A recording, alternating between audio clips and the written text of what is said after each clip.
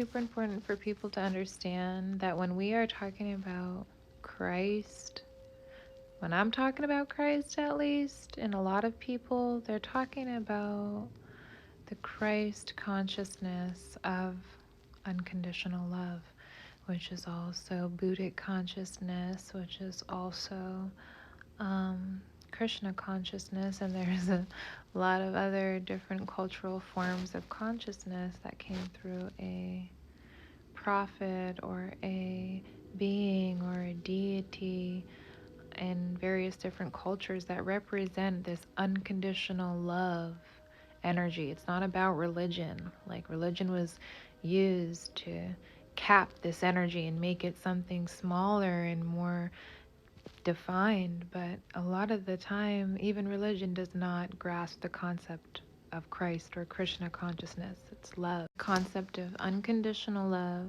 and everything to do with that, encompassing that, the light that that is, which is source. It's not just about Jesus. It's not just about Krishna. It's a form of consciousness that we can reach of oneness and understanding. And there's a reason why it's been so distorted for people to move away from, or to be afraid of, or to judge. There's been so much distortion with the Christ impulse to move people away from Christ on purpose. Like, that's a purposeful thing that's been done to move people away from Christ.